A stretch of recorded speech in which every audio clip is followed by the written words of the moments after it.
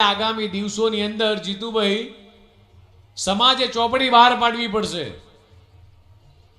અને સમાજે સંયુક્ત પરિવાર શું, આ સંયુક્ત પરિવારની વ્યાખ્યા શું એ સમાજને સમજાવવી પડશે, આવનારી પેઢીને સમજાવવી પડશે કે કાકા કોને કહેવાય, કાકી કોને કહેવાય, મામા મામી ફઈ ફુવા કોને કહેવાય, મોટા પપ્પા કોને કહેવાય, સમજાવવું પડશે।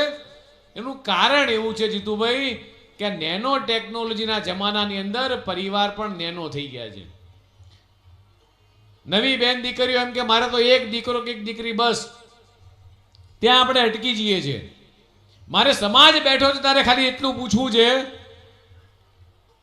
કે દીકરીને 20 વર્ષ પછી પૂછીશું કે તારા ઘેર મામેરું કરવા કોણ આવશે, તું કોની કલાઈએ રાખડી બાંધીશ, દીકરાને પૂછીશું તારે કાકા કોને કહેવાય, કાકી કોને કહેવાય, તો આવનારા 20 વર્ષ પછી કદાચ કોઈને ખબર નહીં હોય।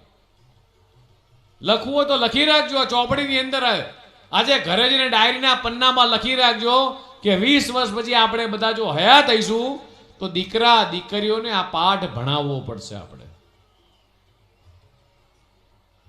કે ભાઈ બીજના દિવસે બેન કયા ભાઈને પોતાના ઘરે જમવા બોલાવશે ને રાખડી બાંધવાના દિવસે કઈ બેન કયા ભાઈના ઘરે જઈને ઊભી રહેશે। બેનને આશા હોય, આ જેટલી પણ 11 દીકરીના લગ્ન થઈ ગયા છે અને માવિતરને આશા હોય મારો ભાઈ ફૂલ નહીં તો ફૂલની પાઘડી મામેરો લઈને મારા ઘેર આવશે। 20 વર્ષ પછી આવનારા દિવસોમાં આ બધી જ સમયનો જે રીતે પરિવર્તન આવી રહ્યું છે, સમાજે આ દિશામાં વિચારવાની જરૂર છે। હું શું કહેવા માંગુ છું એ સ્પષ્ટ બધાને સમજાય છે મિત્રો।